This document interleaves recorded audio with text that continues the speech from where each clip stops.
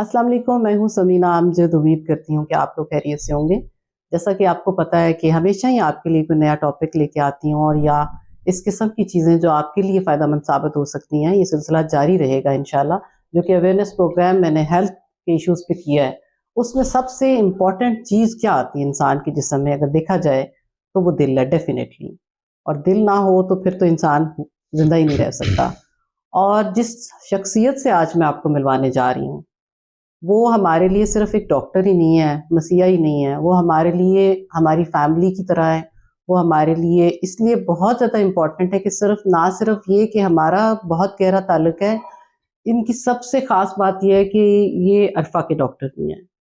आप लोगों को यकीनन आप लोग हमेशा मुझसे पूछते थे कि अरफ़ा को क्या हुआ? जिसका जवाब मैं नहीं दे सकती थी, लेकिन डेफ़िनेटली इस सवाल का जवाब आपको इस वीडियो के एंड में ज़रूर मिलेगा इंशाल्लाह।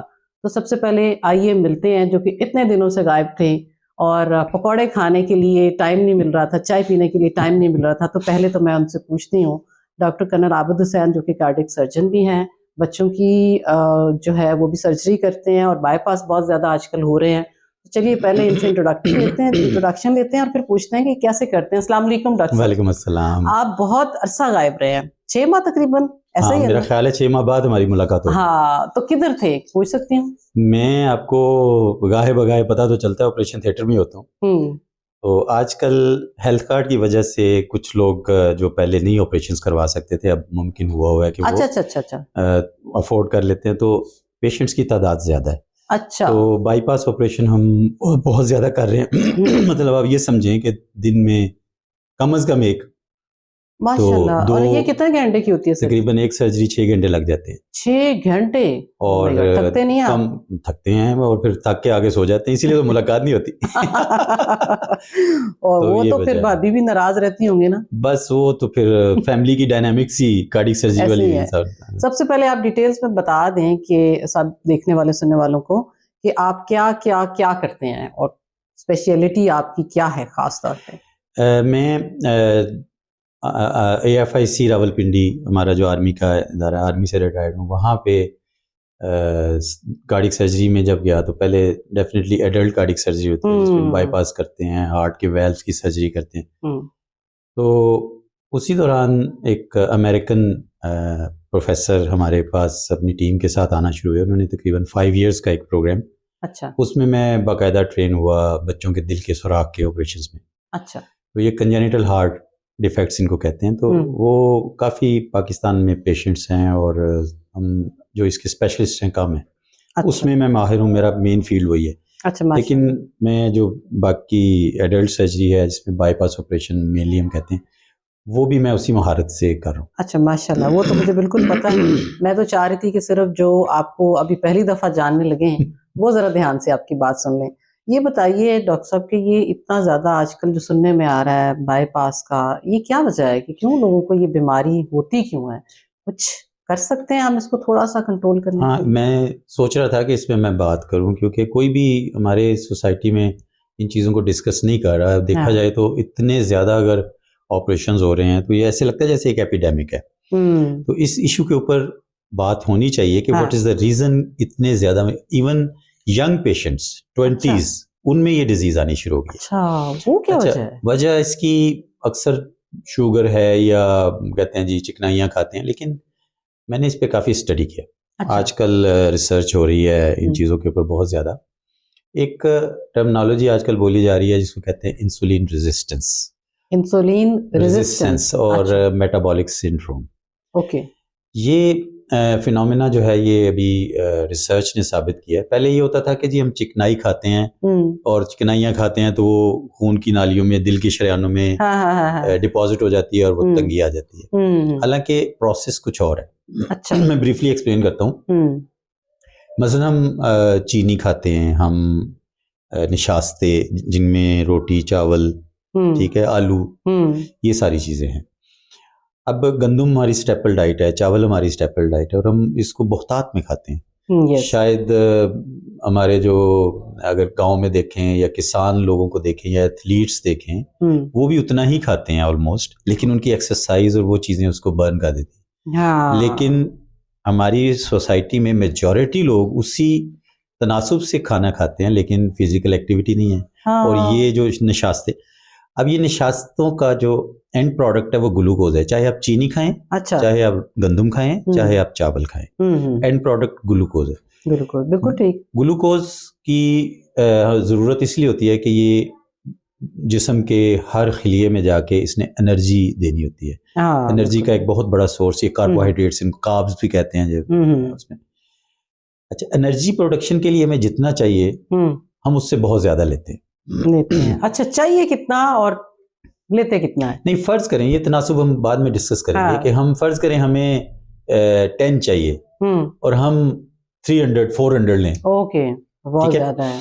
अच्छा, उसमें क्या होता है कि जो इसके लिए, इसको सेल्स में पहुंचाने के लिए या इसके मेटाबॉलिज्म के लिए या बर्निंग के लिए कह लें कि एनर्जी के लिए, इंसुलिन एक हार्मोन है जो इसके ब्लड में ग्लूकोज का लेवल हाई होता है तो वो लबलबे से निकल आती है। अच्छा, इंसुलिन क्या करती है, इसको कैरी करती है ग्लूकोज के मॉलिक्यूल्स को और सेल्स में ले जाती है, वहां उसका एनर्जी प्रोडक्शन प्रोसेस होता है और वो यूटिलाइज हो जाता है। अब अगर फर्ज करें हम बहुत ज्यादा खा रहे हैं तो वो ग्लूकोज एक्स्ट्रा जो होगा वो डिपॉजिट होगा in the form of fats. अच्छा, वो फैट्स में कन्वर्ट हो जाता है। हर जगह फैट, बॉडी में, जिगर में फैट, ठीक है, ऑर्गन्स में, पेट में नजर आती है, चेहरे पे आ जाती है। बिल्कुल बिल्कुल। इस मौके पर ये होता है कि सेल भी सैचुरेट हो गए, इंसुलिन भी निकलती जा रही है, अच्छा, और काम नहीं कर पा रही, इसको इंसुलिन रेजिस्टेंस कहते हैं। अच्छा। उसका लेवल हाई, उसके लेवल हाई होने से अपने असर आता है, ब्लड प्रेशर हो जाता है उसकी वजह से। अच्छा। और कई चीजें। ग्लूकोज जो अब कहीं नहीं जा रहा और ब्लड में हमारे मजीद खाने से बढ़ रहा है, वो ब्लड के अंदर जो दिल की शरेयान है फर्ज करें, उसके अंदर की एक लेयर होती है, उसको एंडोथेलियम कहते हैं। अच्छा, उसको डैमेज करता है।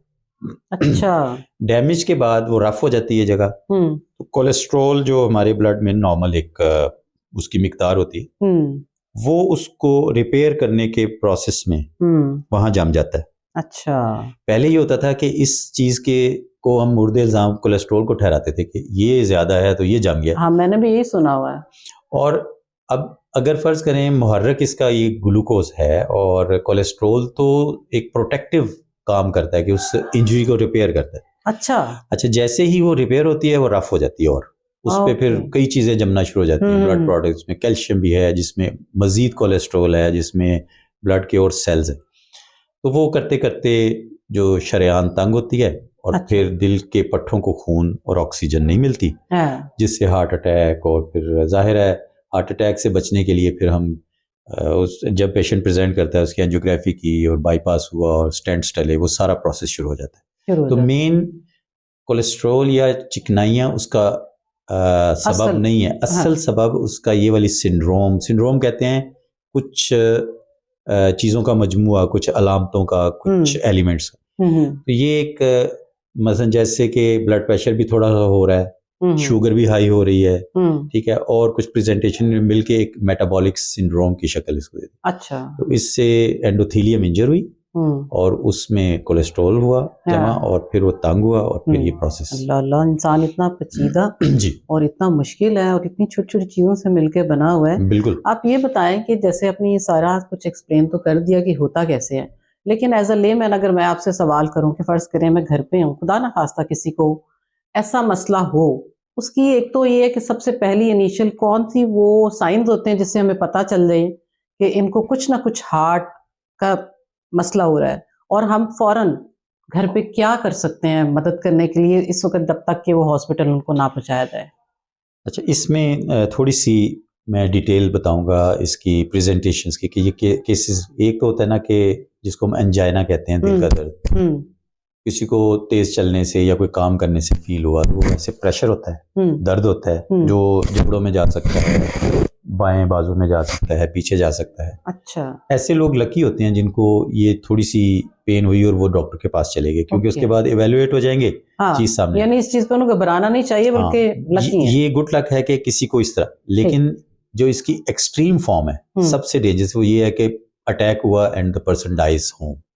ये भी होते हैं, एकदम से डेथ हो जाती है, बिल्कुल होता है। एक इंटरमीडिएट ये है कि पेन हुई, अटैक शुरू हुआ, उस केस में जो आपने सवाल पूछा वो इसमें वैलिड है कि एक तो हॉस्पिटलाइज कराना, फौरन लेके जाना, इवैक्यूएट करना, दैट इज इम्पोर्टेंट। लेकिन हम इसके लिए एक घर में रखनी चाहिए डिस्परीन। अच्छा, वो खिला देनी चाहिए क्योंकि वो फौरन खून को पतला करती है। ठीक है। इसके अलावा कुछ मेडिकेशंस हैं, लेकिन वो डिटेल फिर बाद में कि हमें उस पेशेंट को जल्दी से जल्दी हॉस्पिटल की तरफ लेके जाना चाहिए। पेन की प्रेजेंटेशन ये होती है कि ये सीने में होती है, एक जगह आप उसको पिन पॉइंट नहीं कर सकते, जनरलाइज्ड डल सी और स्वीयर पेन होती है पीछे पूरे पैर की। अच्छा, तो उसके लिए फिर अस्पताल में जाके जब फौरन टेस्ट करते हैं तो सामने आ जाती है। लेकिन अक्सर लोग ये भी तो होता है ना कि कभी किसी को कोई खुदा ना खास्ता कोई गैस का इश्यू है या कुछ ऐसा उनको पेन हुई तो वो उसको भी समझ लेते हैं कि ये मुझे अटैक ही हुआ है हार्ट का। This is a very good question. देखें, अगर फर्ज करें हॉस्पिटल ले गए और उन्होंने कहा गैस है, तो उससे कोई फर्क नहीं पड़ेगा, क्योंकि अगर खुदा ना खास्ता दूसरा हुआ तो फिर तो इसलिए इसमें कहते हैं थ्रेशोल्ड लो रखना, कि अगर सिम्टम जरा भी उससे मिलती जुलती है we should take the patient to the hospital, ताकि वहां पे स्क्रीनिंग हो जाए कि इसको गैस है या इसको दिल का दर्द है। तो अब तो आजकल तो मैंने देखा है कि कोई एज लिमिट भी नहीं रही इस चीज के लिए। इसलिए कि ये जिस तरह मैंने बताया ना, मेटाबॉलिक सिंड्रोम का ये एक पीरियड होता है कि फर्ज करें हम निशास्ते दिन में 3-4 दफा खाते हैं, फिर मीठी चीजें भी खाते हैं, एक्सरसाइज भी नहीं है, तो over the period of 10 to 20 years ये डेवलप हो जाती है चीज कि वो एथेरोस्क्लेरोसिस हो गई और नालियां तंग हो गई। तो फर्ज करें अब जिस तरह डाइटरी हैबिट्स हैं, 15-20 साल की उम्र में शुरू हुआ, 30-35-40 साल की उम्र में जाके वो डिजीज हो गई। तो ये तो बच्चे जो फास्ट फूड आजकल बहुत ज्यादा खाते हैं। देखिए ना, हमें याद है जब हम मतलब चाहे हम पैसे वाले भी थे तो घर में माहौल देहाती होता था, इफ यू रिमेम्बर। बिल्कुल। तो सुबह खाना मिलता था, नाश्ता मतलब, और फिर जाके रात को दोपहर में गैप होता था। इसको कहते हैं इंटरमिटेंट फास्टिंग। अच्छा। तो इस चीज से बचने के जितने भी तरीके हैं उनमें एक इंटरमिटेंट फास्टिंग भी है, एक खाना 2 वक्त का। अच्छा, उसके अलावा फिर ये था कि बहुत ज्यादा चीजें नहीं खाई जाती थी। मैं ये भी तो देखती हूँ कि हम लोगों का जैसे स्कूल था ना, हम पैदल जाते थे जी, ये भी है, और वापस भी पैदल आते थे, इर्रिस्पेक्टिव गर्मियां या सर्दियां हैं कि पता नहीं क्या हो जाएगा। हम लोग उस वक्त तो गर्मी का तो केयर आप कर सकते हो ना कि इधर से गीला कर लो, थोड़ा सा पानी ज्यादा पी लें आप, लेकिन हम लोग पैदल जाते थे और जो हमारी जो एक्टिविटीज थी वो प्रैक्टिकल थी। घर में हमने वो खेलना है, रस्सा कूदना है, वो मुख्तलिफ वो छोटी छोटी सी हमारे वो बंटे होते थे जो बच्चे लड़के स्पेशली वो खेलते थे, क्रिकेट खेलते थे, भागते थे, बर्फ पानी खेलते थे। वो एक्टिविटीज ऐसी होती थी कि हम थकते थे और हमारा जो खाया पिया वो डाइजेस्ट होता था, दोबारा अर्ज होती थी कि अब फिर से इसमें मैं ऐड करता हूँ कि जो इंसुलिन काम करती है ग्लूकोज को मेटाबोलाइज करने में, एक्सरसाइज भी वही काम करती है। यानी एक्सरसाइज अगर हम करें, फिजिकल एक्टिविटी करें, तो इंडिपेंडेंट ऑफ इंसुलिन ग्लूकोज जो है वो सेल्स में जाता है। अब आप अगर फर्ज करें एक्सरसाइज नहीं करते तो वो ब्लड ग्लूकोज लेवल जो है वो इंसुलिन पे डिपेंडेंट है कि वो लोअर करेगी। अगर इंसुलिन की वो रेजिस्टेंस आ गई तो अब तो वो चर्बी बनेगा। लेकिन एक्सरसाइज क्या करती है कि उसकी मेटाबॉलिज्म को तेज कर देती है। तो इसमें इस चीज से जो प्रिवेंशन के मोड्स हैं वो आप ये समझेंगे, एक तो हमें निशास्ते कम करने हैं, बल्कि ना होने के बराबर। अच्छा, अब होता क्या है कि जब डायबिटिक्स में तो ग्लूकोज लेवल हाई होता ही है, लेकिन अगर कोई डायबिटिक नहीं है और वो निशास्ते ज्यादा खाता है तो अल्टीमेटली उसके इक्विवेलेंट हो जाता है।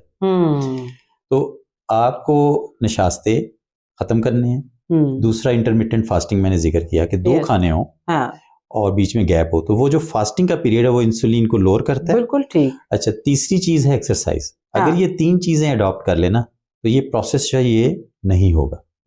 एक चौथी चीज भी ऐड करें और वो है नींद पूरी करना। अच्छा। मतलब किसी भी शख्स जो कि कोई स्ट्रेसफुल काम करता है उसकी 8 घंटे नींद होनी चाहिए। अच्छा, फिर स्ट्रेसफुल से मुझे याद आ गया स्ट्रेस कम होना चाहिए, ताकि इससे भी यही प्रोसेस इनिशिएट होता है। अच्छा, ये 5 चीजें नोट कर लें। आप ये बताएं, ये चीजें तो आपने बता दी, जब आप सर्जरी करते हैं तो क्या ये जो आपकी एक टीम होती है जिसको आप पूरा प्रॉपर आप प्रिपेयर करते हो, तो क्या उसमें उस वजह से भी कोई नाकामी या कोई प्रॉब्लम्स या एक्सीडेंटली कोई डेथ्स होती हैं कि अगर आपकी टीम उस तरीके से पोस्ट ऑपरेटिव जो केयर होती है जिसको हम कहते हैं, वो आप जरा थोड़ा सा एक्सप्लेन करेंगे क्या रोल होता है टीम का? कोई भी जो ये डिसिप्लिन्स हैं मेडिकल के, इसमें अनप्रिपेयर्ड नहीं चलते, स्पेशली सर्जिकल जो डिसिप्लिन है, क्योंकि जैसे कार्डिक सर्जरी है, इसमें तो मोर्टेलिटी होने के बहुत ज़्यादा चांसेस होते हैं अगर कहीं भी फ्लॉज हों। तो वही सेंटर अच्छा होता है जिसमें अच्छी टीम हो, अच्छे प्रोटोकॉल्स हों और तरीके से इसको किया जाए। अल्हम्दुलिल्लाह पाकिस्तान में अब ये बहुत एस्टेब्लिश्ड है, बहुत सारे सेंटर्स हैं। बिल्कुल बिल्कुल। तो वाकयात हो जाते हैं, फिर भी हाँ। उसमें मल्टीपल रीजंस हैं, पेशेंट भी इस तरह का हो सकता है, हाँ। कोई हादसा भी हो सकता है, एनीथिंग इज पॉसिबल। तो आप ये बताएं कि आपका पाकिस्तान में किस किस जगह, काफी सारी जगहों पे काम करने का तजुर्बा है जी, कहाँ समझते हैं कि आपको सबसे ज्यादा मेमोरेबल टाइम गुजरा? कुछ मैं AFIC में बहुत लंबा टाइम गुजरा। अच्छा। वहाँ मैंने एडल्ट कार्डिक सर्जरी सीखी, फिर पीडियाट्रिक सीखी, फिर मैं इधर आ गया लाहौर CMH में जो हमारा सेंटर है। अच्छा। यहाँ मैंने पीडियाट्रिक कार्डिक सर्जरी का डिपार्टमेंट एस्टेब्लिश किया। वो मेरा 5 से 7 साल का जो एक्सपीरियंस है ना, वो काफ़ी मेमोरेबल है। अच्छा। फिर मुख्तलिफ लाहौर के हमीद लतीफ़ हर जगह पे आप जाते है। अच्छा। इनमें कहा आजकल मैं उमर हॉस्पिटल जोहर टाउन में उसमें काम कर रहा हूँ। अच्छा। तो एक सोशल सिक्योरिटी का सेटअप है हमारा यहाँ पे मुल्तान, उसमें मैं 3 साल काम किया है। That is a very good centre. अच्छा, माशाल्लाह। तो अगर आपसे कोई रब्ता करना चाहे तो क्या करे? मैं सोशल इसमें जो है उमर हॉस्पिटल जोहर टाउन, उसमें मैं दोपहर में 2 से 4 बजे तक बैठता हूँ, वहीं पे सर्जरी कर रहा हूँ आजकल। अच्छा अच्छा। तो सबसे एक इम्पॉर्टेंट सवाल मेरे ज़हन में आ रहा था कि बहुत सारे जो कार्डियक सर्जन होते हैं, नॉर्मली देखा गया कि घर में उनकी वाइफ्स जो हैं वो अगर कन्वेंशनल है या उनको लगता है कि वो सिर्फ एक डॉक्टर है, उन्हें ये नहीं पता कि इनकी जॉब कितनी सीरियस है या कितनी स्ट्रेसफुल है। अच्छा, उनके लिए क्या मशवरा देंगे उन हस्बैंड्स को भी और उन वाइफ्स को भी? छोटा सा एक जरा सम अप करते हैं अंडरस्टैंडिंग के लिए पॉइंट ऑफ व्यू से। जो हस्बैंड है उसकी सारी एफर्ट्स घर को चलाने के लिए, बीवी को खुश रखने के लिए, औलाद को जो उसने कंफर्ट देनी है, उनके मामलात को सेटल करना है, तो इसलिए खातून खाना को चाहिए कि वो ताउन रखे जैसे भी हो, क्योंकि कोई पता नहीं होता कितनी कमिटमेंट हो।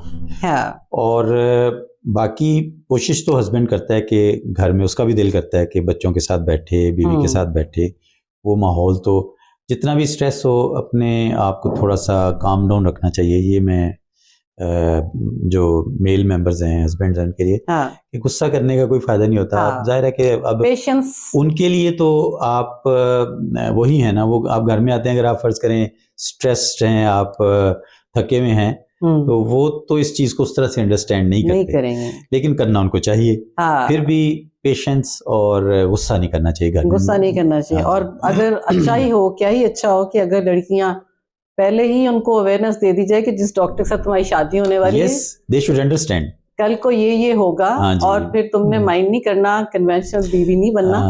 और जो स्पेशली इस तरीके से सर्जरी वाले डॉक्टर हैं किसी भी डिपार्टमेंट के, उनकी थोड़ी ज्यादा, और ये म्यूचुअल रिस्पेक्ट का एलिमेंट होता है। मसलन वाइफ जो घर में जिस तरीके से उसने सबको लुक आफ्टर करना है, उसमें हस्बैंड को रिस्पेक्ट करनी चाहिए उसकी, कि वो he should be thankful. Similarly she should be thankful कि वो घर में उनके लिए ही सारा कुछ जो बाहर वो मेहनत कर रहा है वो कर। नहीं, आज की गुफ्तगू बहुत ही माशाल्लाह बड़ी ही यूजफुल है बहुत सारे लिसनर्स के लिए, और जो इस चीज को देखते हैं, और जो डेफिनेटली आजकल का दौर ही ऐसा आ गया कि हमारी सेहत को लेके बहुत सारे इश्यूज हैं, जो कि हमारा शायद लाइफस्टाइल ऐसा है, या हमारा वक्त इस तरह का आ गया है, या हम केयरलेस हो गए समहाउ। हम इस चीज को अब प्रायोरिटाइज ही नहीं कर पाते, टॉप प्रायोरिटी में नहीं रखते। हर दुनिया की मसरूफियत हमारी लिस्ट में शामिल होती है सिवाय हमारे खुद की।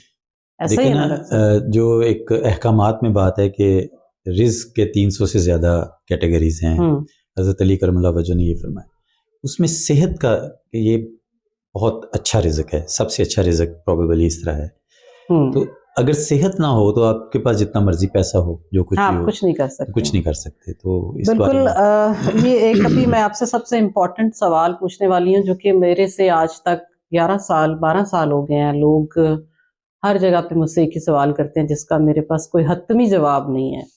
तो मैं चाहूंगी, जैसे कि आप को पता है, आपके सामने सब अरफा को लेके उस वक्त क्या हुआ था, अरफा को आप घर पे थे, आपके सामने सब कुछ था, क्या रीजन है और किस तरीके से क्या वजह बनी? मुझे नहीं सवाल का, लोग हमेशा कहते हैं कि अरफा को हुआ क्या था, आप काइंडली क्या उस चीज़ का, आप तो आपने तो सब कुछ आपके हाथों में हुआ है, तो काइंडली उन लोगों के लिए आप ये जवाब दे दें। मैं मेरा ख्याल है इसको जो सीक्वेंस हुआ ना इवेंट्स का, उसको मैं कंप्लीटली समराइज कर देता हूँ। जी जी। ये थर्सडे थी एक, और आप लोग दोनों मेरे पास आए, कन्ना साहब और आप, और अरफा भी साथ थी प्रॉब्लम। हाँ, तो अरफा कहीं गिरी सीढ़ियों से, और शी सेड के उसको एक सीढ़ी नज़र नहीं आई, और यहाँ पे सर पे माथे पे चोट आई थी और स्वेलिंग भी थी। हाँ, बिल्कुल ऐसे। अच्छा, उस वक्त हमने इसको ऐसे ही लिया कि जैसे कोई गिर जाता है, ठीक हो गई। एग्जैक्टली द नेक्स्ट थर्सडे उसके बाद वजह आप दोनों फैसलाबाद गए थे। यस, मुझे कॉल आई, she was in Lahore grammar school. जी बिल्कुल ऐसा ही है। उसकी दोस्त, हाँ जी, उसने कॉल की क्योंकि वो मेरा ए से नाम शुरू होता है, तो आबिद अंकल शुरू से। हाँ, तो फिर अरफा जो है वो बेहोश हो गई। अब मैं फौरन पहुंचा। अल्फा उस वक्त तक होश में आ चुकी। जब उसको मैंने अपने साथ गाड़ी में बिठाया तो उसकी स्पीच थोड़ी सी स्लो और स्लर्ड थी, और ऐसे जैसे बंदा थोड़ा ड्रॉजी हो, लेकिन she was awake, conscious. CMH ले गया मैं उसको, कॉल किया आपको, आप लोग आ गए। In the mean time neuro physician ने उसको एवेल्युएट किया, सीटी स्कैन कराया, और कुछ भी नहीं निकला। लेकिन एक एंटी एपिलेप्टिक ड्रग थी, वो शुरू कर दी गई, फिर से माता को इस तरह।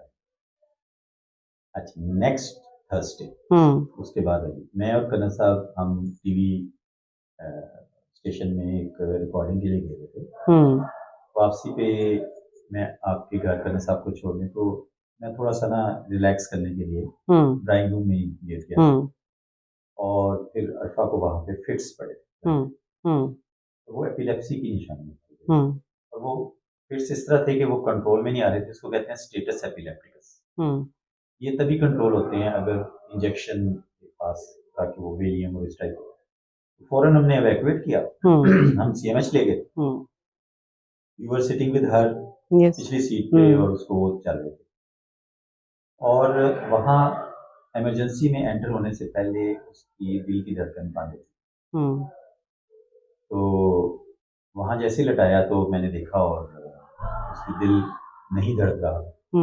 वो फिर उसकी रिससिटेशन होती है, कार्डियक मसाज मैंने शुरू किया। It took about 15 to 20 minutes कि हार्ट वापस आ गया। लेकिन वो जो पीरियड रास्ते में गुजरा, वो खून दिमाग को नहीं पहुंचा, तो दिमाग के कुछ हिस्से मुतासर हुए, और फिर शी रिमेन्ड ऑन वेंटिलेटर, और मेरा ख्याल है कोई 15 डेज, ऑलमोस्ट 20 डेज। 20 डेज। तो once she died she was in my hands. तो वो फिर चूंकि जिस तरह ब्रेन डैमेज हो गया हुआ था, रिकवरी पॉसिबल है, अनफॉर्चुनेट।